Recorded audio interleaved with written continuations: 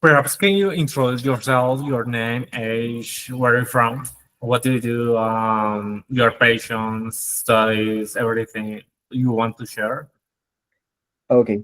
My name is Christian. I am a software engineer. I was born in Bogota, Colombia, but I was raised in Costa Rica in Central America. It's a very nice country. Um, I do like arts. I do like reading board games and stuff like that. I'm such a freak, nerd, a geek. I like all those things that boring people like. Also because I'm a software engineer. What else? What else? I think that's me.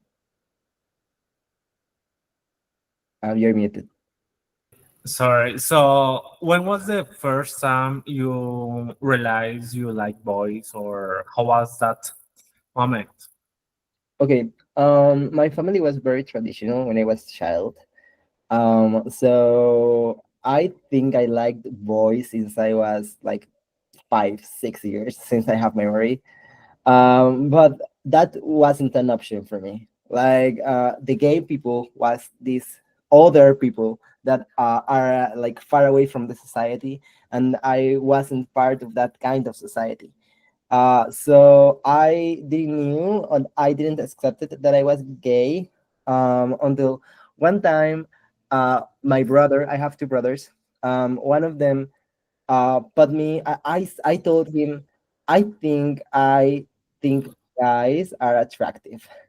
And he say, no, this can't be possible. So he showed me an image of Shakira, and then he showed me an image of Juanes.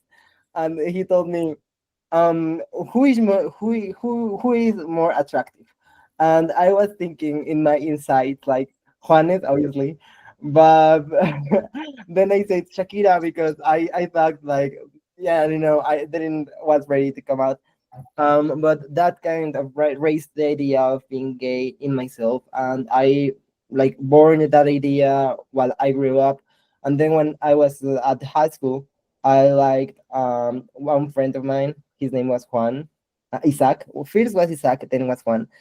And then I liked him a lot, and I was his friend, like his little super nerdy gay friend that didn't knew I was gay. So I liked him, but I never told him. But that was the time that I said, okay, I'm gay. That's it. I don't have anything else to do. And I started watching gay pornography, and then I liked that a lot. And I was a teenager, so that was very funny. But yeah, I think that's where I realized when I got hard by boys and not by girls. So yeah, your body cannot lie. Your hips don't lie, actually. Yeah. So, how was that journey of self-discovery, or accepting that you like boys? Okay. I think that was pretty hard for anyone that is gay when he's a child, because when I was very little, the my friends or the people that was around me didn't accept the gay people. Like I said, they were like other part of society that I wasn't part for. So that was actually very hard to recognize that I was gay, and then I suppose that I had to get it hidden. Also because when the first person I told that after that first situation was my brother, and my brother told me, no one, like super serious, no one can know this, you can never told mom that. And I was okay. So I will never told him. But I grew, and I discovered that was anything that I could do to change that.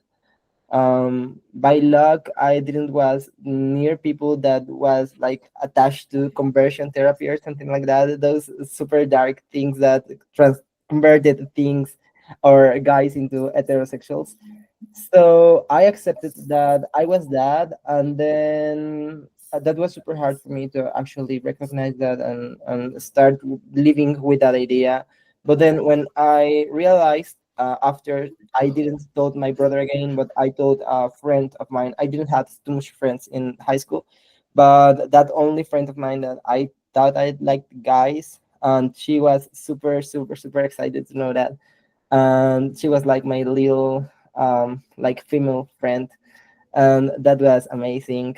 And then the first time I told my mother was before coming here to Colombia, and she was like silent for 2 whole minutes. Those were the most uncomfortable minutes in my life.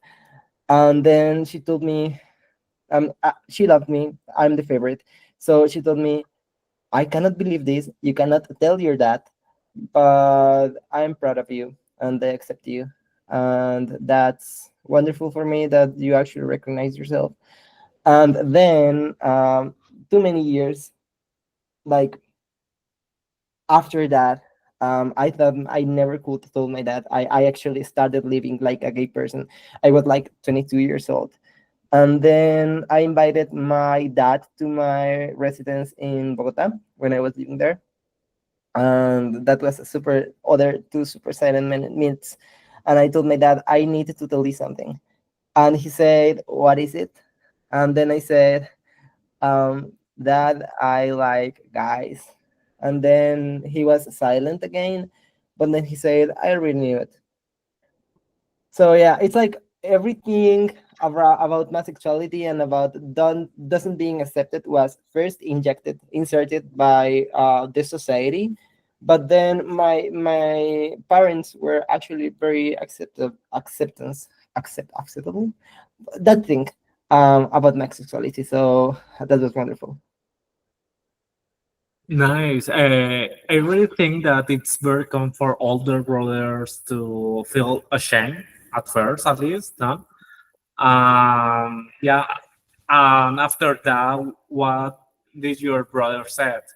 Did he accept it, or it was hard for him? Okay, I'm not sure if I can tell you this, so I Okay. won't. But I had that little story with my brother and his friends when I was little. So he was very close to me, but then he didn't accept me, but he turned to be bisexual. So like getting out of the closet like helped him. But when I told him after I told my mom, he was like, okay, it's fine, and then everyone knew it. It's okay, but he was pretty ashamed. Yeah. Okay. S- Um, so, for you, I would like to know what does being queer mean to you personally? For, Okay. Were you going to say something, Alejandro? no, no, Okay. no. Um, I think it's about expression. Like, it's not like being super gay and yay and stuff, but like being a gay and having this personality inside of the community, and like growing up like being a gay man and then developing and then having to came up the closet, all these things that modify your personality and your identity, that become part of you. I think this is the queerness. Like, you are not queer because you like pink and divas and stuff. You are queer because you are part of a whole community that allows you to express yourself as you are, and not as how you should be as part of the society. I think that's queer for me. Okay, nice. So, after coming out of the closet, have you ever experienced discrimination or hate here in Colombia, at least, or Costa Rica for being gay? Yeah. When I was a child and I was in high school in Costa Rica, when I told this friend, this was like a gossip girl. So she like this rumor started spreading across all the high school, and then that was super traumatic. But I was also this nerdy little super skinny guy, super twinky. So I was the most vulnerable person ever. And then people started creating rumors about me. They started saying that I like was being in orgies, or like I don't know how to say that, but in and there is this position in Spanish where you are like a train, like one guy, but guys behind the other and the other and the other. So they started spreading this rumor that I was like that with other guys. And at that time, I wasn't super comfortable with my identity and like being gay. So that was very hard for me. And I think when you're like kids are super cruel, and when you're a gay guy and you're developing yourself, like you're valuable only for being gay. Most in the like a lot of years ago, I don't know how is the situation right now with kids, but yeah, I think mostly when I was in high school. But then I grew up and I started to like be more not knowledgeable about my situation, about my identity. So those hate things didn't affect me anymore because I knew who I was. But when I was a child, that was super traumatic. I don't want to go back to those times. Yeah, I know. Children could be so cruel, to be honest. Yeah, I hate Yeah. it. That's why I won't have kids. And what about the university? It was the same. It was much better. How was it? At university, I didn't have the time to worry about anything more than university Same. because like my career, and we are from the same university, Alejandro and I, and ACC is the name of our university, was super hard. Like I we know. have like this thing active learning, and that was the hardest thing ever. Teachers didn't care about you, so I didn't have the time to anything else from university and to studies and stuff. So I didn't have the time to actually connect with people, and I was kind of invisible. So yeah, I did have Okay. moments, but because I didn't have like a network, social network to share with, so not because people weren't hateful. But yeah, I think behind me because I was a theater guy. I was in theater, and I was at ballet, and I was contemporary dance, and I was at cheerleading.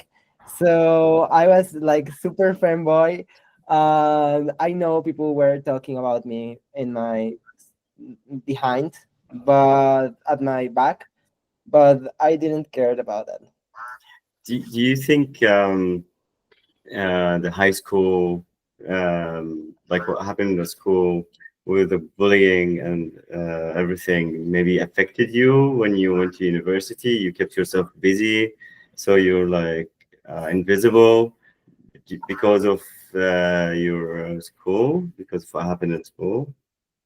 I'm not sure. I think what happened at high school actually molded me and created my identity, yes.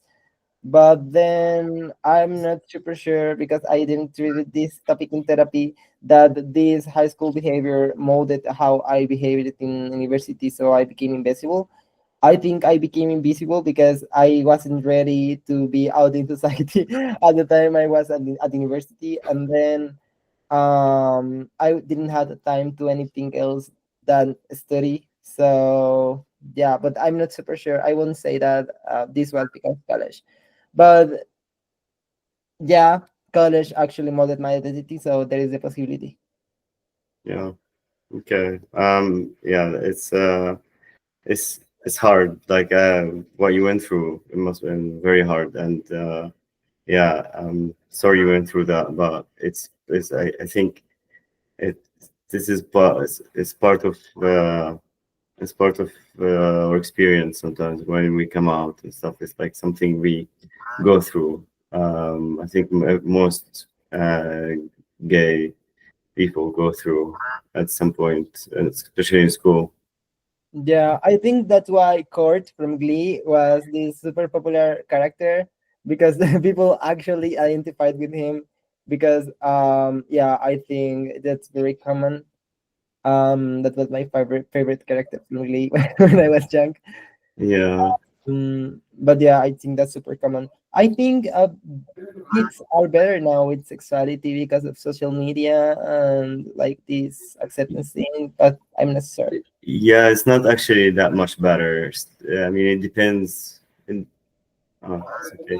It depends on like where, which schools, like probably like private schools, they're more accepting, but public schools, they're probably still Oh, pretty much the same. Yeah, Yeah, it's a and hard it's, thing, it's guys. hard, definitely. I'll give the mic back to Alejandro. okay, so for the next question, I would like to know if, uh, sorry, I was thinking something. I don't know if it could be good to share with you, but it happened almost the same like happened to Christian. I mean, in high school, I didn't realize even that I like boys. I consider myself like, okay, this is just a moment. That's it. But I didn't do anything, no. So I accepted. I'm sorry accepting. But when I went to Canada in the first time, and it was so hard to accept that, no. And more because my family, not my nuclear family, my father's side family is so conservative or so religious. So yeah, I feel you, Christian. What happened to you? I also think that's one of the reasons why gay people, like a romantic and sexual life of gay people, is super active when they grow up. It's because we are denied the possibility to have a lover when you are young, and we are at the high school, and we it has this first kiss, a super romantic heart stopper thing.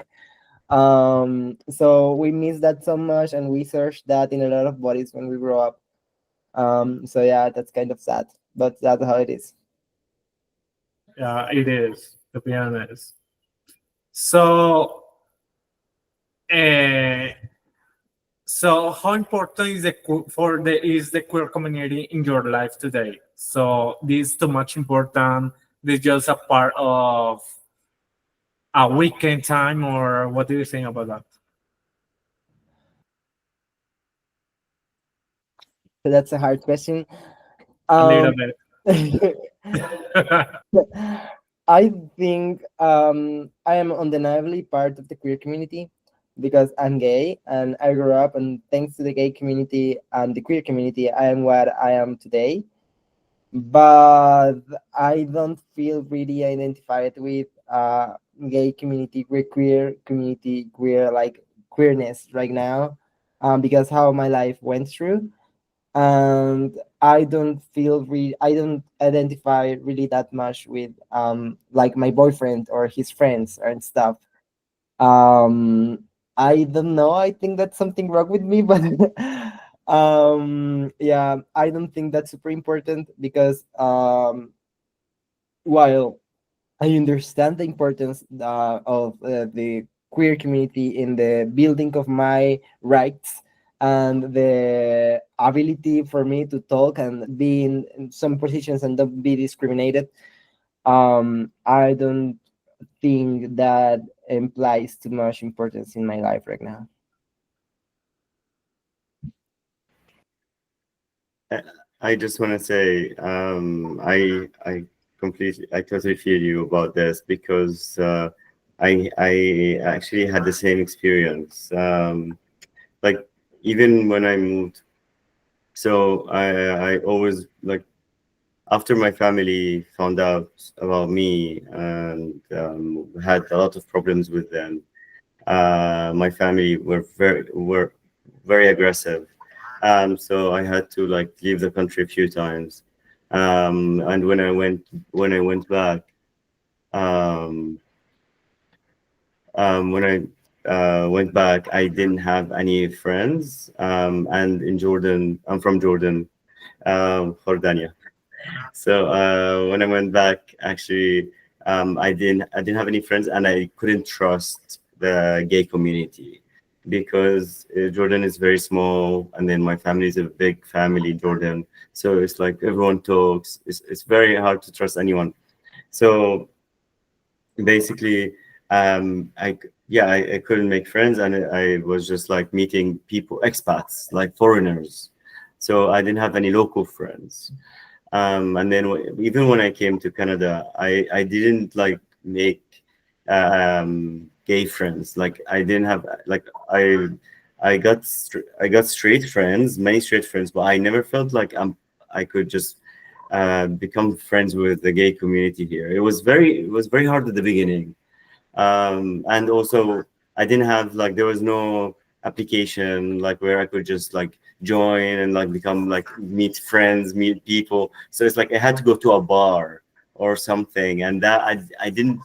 I never felt like okay, I'm just gonna go sit in a bar and just do like just meet people. But like also okay, I'll go to a club, but then the people you got drunk with, they're not the same people they're gonna go leave your friends next day. You know what I mean?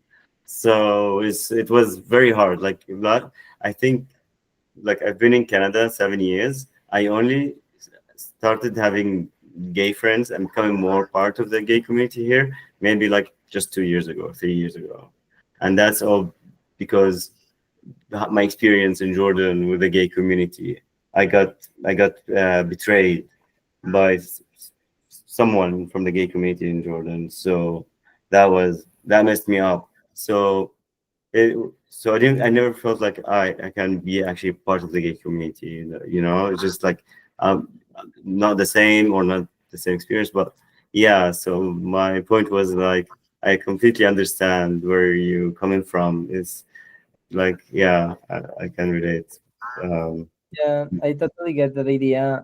I feel the same. When I tried to actually connect with gay people, it felt like everyone was searching something, looking for something, and then when I couldn't provide that thing, then I was like excluded from the group. yes. So that I think that's very hard to Okay. actually Yeah. have this feeling of pertinence in the gay community when you're not ready to give what they look for you, what they look in you. And I don't think I have reached this point when I can actually feel part of it like you found it like 2 years ago when as you told me. But yeah, I think it's very hard, and I think there are a lot of people out there who are feeling the same. I think no, I had the same experience. I trusted in someone in the gay community, and that was like someone that had two boyfriends, and then he was looking for something in me, and I was ready to give it, so he like betrayed me, and that was the hardest time in my life. That got me to a 2 years depression, and that made me change my whole life, and that traumatized me. But yeah, I get that it's actually very hard to trust people. Yeah, definitely. I think when you're like, when it happens, it happens, Like, I think for me, it happened when most of my straight friends, um, they got in couples, so they're all like have boyfriends or girlfriends. So I really needed gay friends, like a gay community. So it just happened, like it was just. I think it was just the right time. So I think for you also, when it will happen the right time when you're ready. It just happens. So yeah, um, that's all I want to say. I'll pass the mic back to Alejandro. Okay. That's fine. It was amazing to share that part of story of you. Yeah, so, your question. So, what have you ever learned about the self-discovery journey? I mean, I really think that your confidence grows a lot and your self-love. But what else could be? um what did I learn from my self-discovery journey? Yeah. um I don't know. I think there are a lot of factors, and it's like it comes from many directions. So I won't like give all the attributes only to my self discovery for it being gay. So I wouldn't know how to answer to that, but I don't know. I think um like you get tough when you are gay and you need to grow up in this super hostile environment. So like people, you just stop like thinking what people says about you, and you're like more tough, and you don't care what they say, and you are more confident in how to act, because you are secure that you have this identity that no one accepts anyway. So it doesn't matter what you do, because you like boys, then doesn't matter if they will always hate you. So you just accept the fact that some people will hate you and there is nothing else to do, and you stop pretending to make people like you. I think part of my confidence comes from that side. Also, I think I think I'm a warm person. So when people talk to me, I think they think that I'm warm and that I'm happy and that they can connect with me. But I associated those things with being gay. But then when I was like repressing those things. But when I grew up and I accepted myself as a gay person, then I started being this happy, approachable, warm person without like the feeling that the persons weren't going to accept me because I was this person, because they were going to think that I was gay, because I thought that anyway they will discover that I'm gay at any point. So I stopped pretending. I think that's why I learned that I need to stop pretending, and I am who I am, and I won't change because anyone would like me anyway. So who doesn't like gay people because they are homophobic? They won't like you even if you change yourself and you're the super masculine person.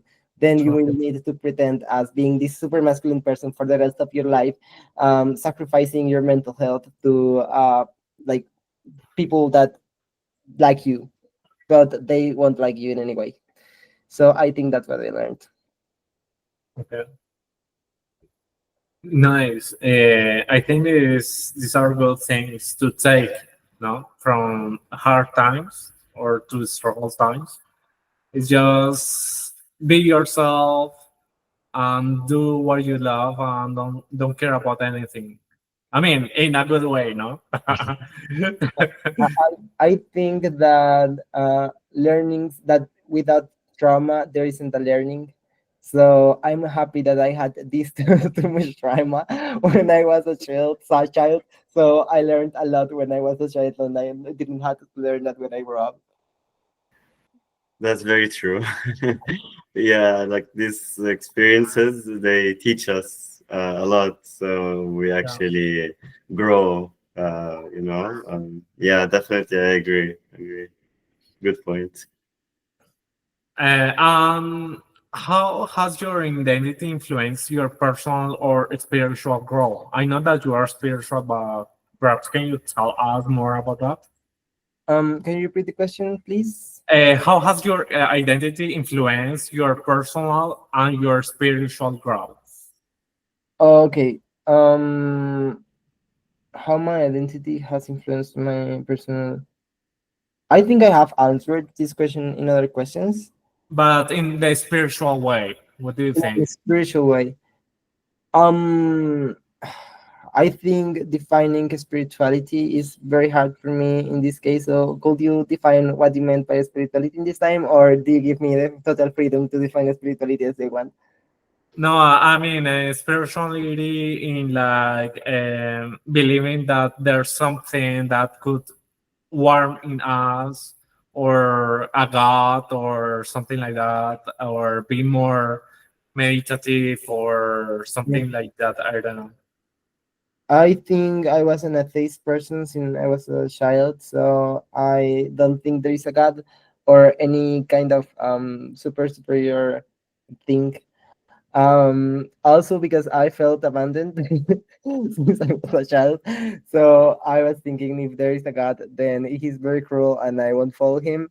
So I started like thinking in this thing. But I think spirituality is a lot more than just believing a God. But I don't think there is anything in my gay identity that is related with my spirituality. But if the question is more broad, and you are asking me how my identity has defined my spiritual growth. I think my spiritual growth started when I passed through yoga and ballet and contemporary dance, because I think there is a lot in how you act physically, but then there is a lot in how you grew your spirit and you communicate it to other persons while you are thinking or you are living some emotions to transmit those feelings to the persons when you are acting on where you are dancing.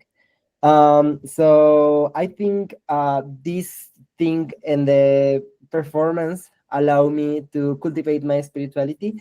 And then I grew up and I started like learning about meditation and things that allowed me to connect more with myself and with my spirituality. But I abandoned that so a few years ago. So I don't think I'm a very spiritual person. Maybe you can help me with that, Alejandro, since you're that super spiritual person. But yeah, I don't think I'm a very spiritual person right now. So I don't think I'm allowed to respond to that question. I must say, I really like what you said a lot, especially about the part. Um, oh, so especially about the part where you like said about like the ballet and your like the other sports that you did, that you felt it cultivated your spirituality at the same time. That was very interesting. I think that's a very different way to think about it, but at the same time, it's not wrong. I think there's a lot of spirituality into that we don't think about. It's about our what we do in our daily life. It's very important, and also I believe spirituality is it's not always about God. Um, we, I think for me, spirituality is also about uh, just feeling there's a higher power, but it's not God. It's just certain power that we could feel, and sometimes this thing is just within us. And spirituality is just that's what I feel. But yeah, I think it's very nice. Like I really like what you said. um, I'll give the mic back to Alejandro. I just wanted to clarify that God is not a religion, no? So spirituality, it's not religion, no? Just that. Yeah, I actually think spirituality is how you cultivate your spirit, and I think that is super broad. Like that goes from many directions, and you can take spirituality from any side. I don't think it's actually super related with God or religion or believing, but cultivating and knowing and connecting with your spirit. Yeah, that's not beautiful, and it is personal growth, no? Self discover everything like that. Um, what message would you give to someone who's still struggling with fear or acceptance? Mm, I would say that don't rush things. Things will come when they come. When they have to, yeah. Yeah, I think one thing that damaged me the most was having to pertain in any kind of in any part of the society. So I wasn't part of it, so I tried to make part of this other one, and this rush of um, believing in something and having a community made me a lot more damaged than what it gives me benefits. So I would say take therapy, talk this with your therapist, with a professional, and then give it time, and everything will be in the place where it needs to be when it needs to be in that place.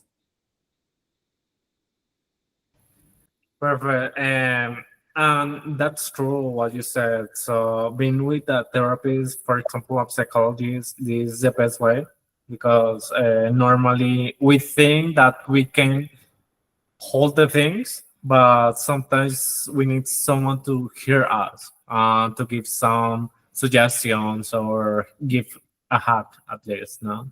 Yeah, and also gives you tools, because there is a therapist is not just a person that hears you, but gives you tools about how to overcome the situations, to overcome the fear, how to overcome the feeling of having to pertain in a part of the society, how to overcome the feeling of not getting the acceptance of your parents or your friends, or how do you overcome the feeling of being separated from society.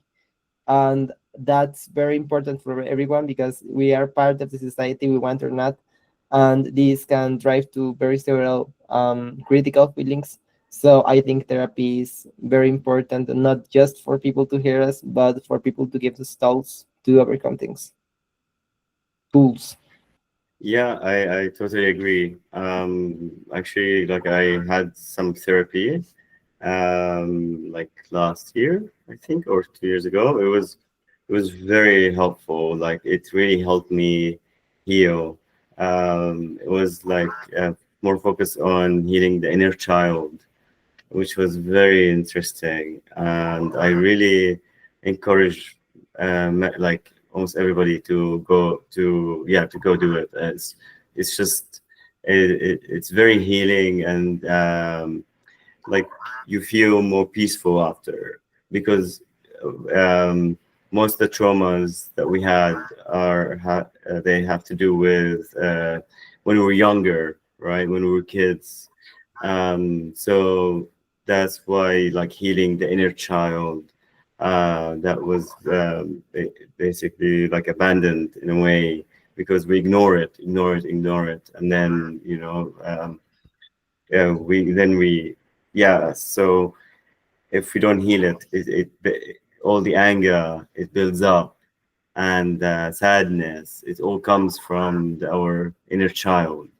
So that's why I really encourage everybody if they like had trauma or whatever to actually have this kind of therapy. It's really helpful. With someone who's actually professional and experienced, yeah. I agree Um, totally. yeah. Alejandro, you can continue. Yeah, sure. So for you, as a person, as a queer guy, what does it mean to you to have a platform like What's Given to share your voice or the other queer voices? I didn't get the question again, sorry, because I'm my microphone, my speakers are not good. So as a I'm queer guy, sorry. yeah. Yeah, so what does it mean to you to have a platform like this one, like What's Given, to share your voice, the other queer voices? I'm a timid person, so I don't like to share my voice all the time. So I'm not super sure. I would prefer like an anonymous perspective. So I think I get what this organization is, but I think I will need more context. What I think is that there are people that need support, and they need not only to share their voice, but to know that they are heard. So yeah, if I think that's what this organization does, then I super agree with that. So you said something really important about anonymous. Mm-hmm. That's actually one of the features that will be the application, the website will have as soon as it's released. Mm-hmm. So the idea is that when you post, you will have the option to post as anonymous. Mm-hmm. So nobody will see it except you. So that's very like, yeah, that's gonna be a very important feature. Basically, Um, yeah, so you'll be able to post anonymous, read stories. If you want to post something public, you can. If you want to find out about events, workshops around you, near your area, that's another feature. There will be plenty of features like that that will really be helpful for everybody in the community. It's something that I wish I had when I was younger, when I felt so isolated, alone, scared, didn't know where to go. Um, it would have really helped me. And even when I was in Jordan, like when I went back to Jordan after running away, I wish I had something like that. All the apps were like just dating apps, and usually these are the wrong places to go to if you're scared or alone, because people take advantage of you. So that's what I'm trying to do with VoxHaven. Um, Yeah, I think the gay people converts everything in Grinder, so it's good to have some anonymous when you can share your feelings without feeling an object of meat being desired by people. Exactly, exactly. You get it. You get it. Yeah. Okay. Uh, so for your question, the last question. So how do you envision the future for the next LGBTQ plus generations? How do I envision of the future of the LGBTQ plus Yeah. community? The new generation of this community. Um, I think it will be easier for younger people, for next generation of people, because we have come across a lot of pain in our lives as gay people, so they can walk in most familiar areas. I think the new LGBTQ plus generation will be focused more on how to make their voices louder instead of worrying for surviving. um, and I think we can support those voices so they can be louder from our sites, from our places. Perfect. Is there? Yeah. Yes. Oh, sorry. Um, I just have another question. Basically, because uh, after I mentioned there will be anonymous posting in the application in VoxHaven, basically. Would you then consider using it? Just a follow-up question. Mm, I'm not sure. I think I would need something. I'm not a super sharing person, and I don't really enjoy reading other people um, say things if I'm not super interested. So I think I would need something that empowers me to use the application that gives me value as a person. I think I overcame all these issues like alone when I was a child, but I don't feel right now like I'm not hurt or that I'm not accepted by my most close community. So I'm not sure how that would help me, but if I can help people in order like answering questions or That's like supporting people that are confused and like yes, things, I will use the application, yes, to help people. yes. That's the idea, exactly. Yes, like it's the idea about storytelling is to share. So we share our stories to help other people, to inspire other people, to help them like fight to be accepted, because the problem is many people, they're still in the closet and scared. They don't have the tools So what I want to do is like I want to change that. I wanted people to. I want to tell our stories so we can actually help them and support them to actually be free of these strains, the chains that actually, um, yeah, the society put on them, right? So that's the idea. Yeah, I Yeah, agree. I think if I can give an advice, it's not super obvious that I will help people from the first description. If I am empowered by marketing of by any reason to help people and to say tell your story, so I don't know, Mm. um, then this will be obvious and I can help. But by first description, I won't like see immediate value for me, so I won't use it. But if this other part is told to me, then I will. Yeah, yeah, of course.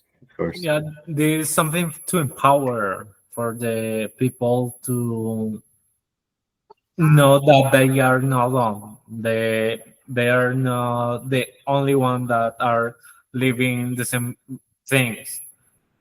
They can maybe can see something good at the end of the journey. No? Yeah, I agree. That's important.